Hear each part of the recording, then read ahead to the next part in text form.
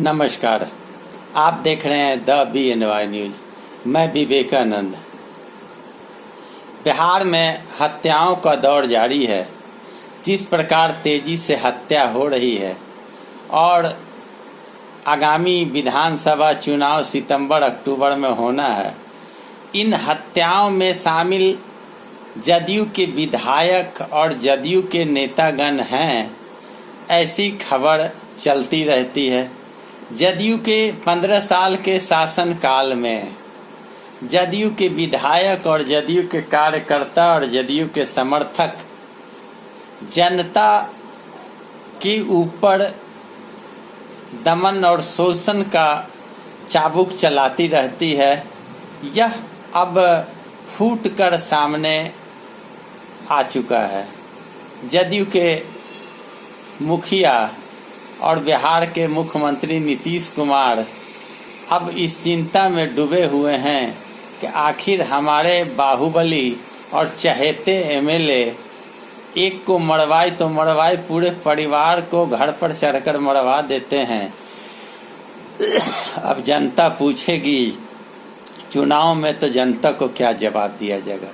तो दोस्तों, आपने अगर मेरे चैनल को अब तक लाल बटन और घंटी दबाकर नहीं सब्सक्राइब किया तो तुरंत सब्सक्राइब कर लें, ताकि आपको वीडियो फटाफट प्राप्त हो और सत्य बातों की जानकारी हो सके। तो मैं बता रहा था कि बीते दिन गोपालगंज में जिस प्रकार जेपी यादव राजद नेता के दरवाजे पर चढ़कर गोलियों से उनके 70 साल के पिता, माता और भाई को भून डाला गया और राजद नेता जेपी यादव पटना अस्पताल में भर्ती हैं गोली लगने से, और तुरंत बाद फिर एक अन्य व्यक्ति की भी हत्या हो जाती है।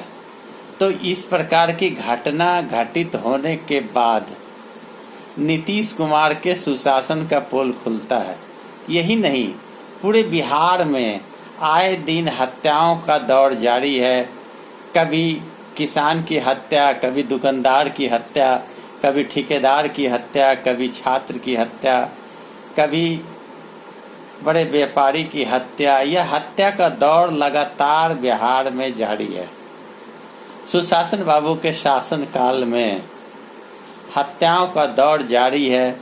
प्रशासन अंकुश नहीं लगा पा रही इस प्रकार के आपराधिक वारदात पर।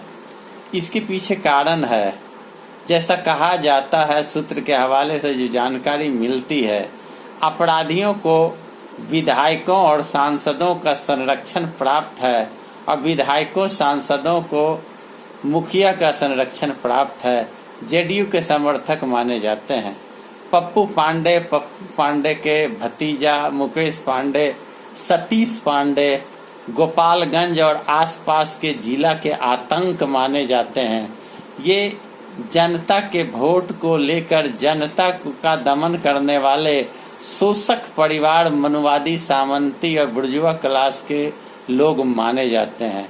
सतीश पांडे सदियों पुराने आपराधिक इतिहास रखने वाले व्यक्ति और उसके बाद राजनीति चादर ओढ़ के मुकेश पांडे जिला परिषद के अध्यक्ष बनते हैं और पप्पू पांडे विधायक बनते हैं और जदयू के दर्जनों हथियार लेकर अमला फैजा के साथ घूमते हैं। यह सुशासन बाबू के तरकस के तीर के रूप में माने जाने वाले विधायक हैं।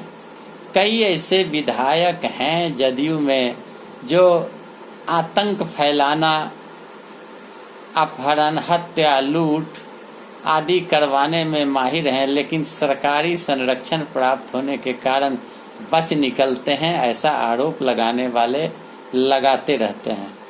यह मैं नहीं, यह बिहार की जनता बोलती है। 15 साल शासनकाल में आम जनता कराह रही है, तड़प रही है। अब तो कोरोना काल में लोगों को लॉकडाउन के कारण यहाँ वहाँ जाना मना है, लेकिन अपराधियों को पल्सर और अपाची और अन्य अत्याधुनिक हथियार लेकर चलने की छूट है, जो कहीं भी जाकर किसी को भी गोली मार के वापस आ जाते हैं या फरार हो जाते हैं। पुलिस इन लोगों पर शिकंजा कसने में असमर्थ हो जाती है। मुकेश पांडे और सतीश पांडे गिरफ्तार किए गए, लेकिन अब तक पप्पू पांडे नहीं गिरफ्तार किए गए। आरोप ऐसा लगता है कि पप्पू पांडे को सरकार बचाने के फिराक में है, जबकि पप्पू पांडे भी आरोपित हैं। 3 हत्या एक साथ, 3 लोगों के लाश एक साथ अर्थी पर शमशान तक जाती है और एक अस्पताल में भर्ती। किस प्रकार की स्थिति रही होगी उस इलाके की, यह आप सोच सकते हैं।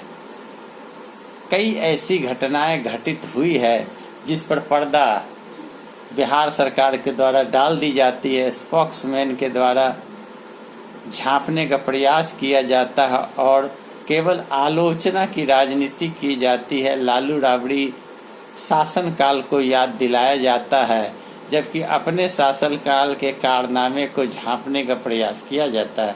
बढ़ते अपराध के कारण आम लोग सकते में हैं।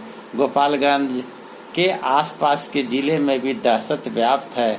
पुलिस पर लोगों की निगाह है कि कब विधायक गिरफ्तार होते हैं और कब विधायक और उनके परिवार का आतंक समाप्त होता है गोपालगंज से। यह लोगों की टकटकी है। क्या नीतीश कुमार गोपालगंज के आतंक कहे जाने वाले सतीश पांडे, मुकेश पांडे, पप्पू पांडे विधायक सहित उनके परिजन पर अंकुश लगा पाएंगे, या नीतीश कुमार यह कहते रहेंगे कि यह क्या कर दिया मेरे एमएलए ने, 3 हत्या एक साथ घर पर चढ़कर। इस प्रकार की वारदातों के हो जाने के बाद आम लोग काफी दहशत में हैं और लोगों का मानना है कि इस बार के चुनाव में नीतीश कुमार और उनके दल के नेताओं को धूल चटाई जाएगी, अब नहीं बख्शा जाएगा। चूंकि एक और कोरोना में फंसे मजदूर और आम लोग भी अब आर्थिक तंगी के शिकार होकर करा रहे हैं। तो दोस्तों, वक्त आने पर अब जनता का क्या रुख होता है यह तो जनता ही बता सकती है। तो मेरा वीडियो अच्छा लगे तो लाइक करें, शेयर करें, कमेंट करें, सब्सक्राइब करें मेरे चैनल को। धन्यवाद।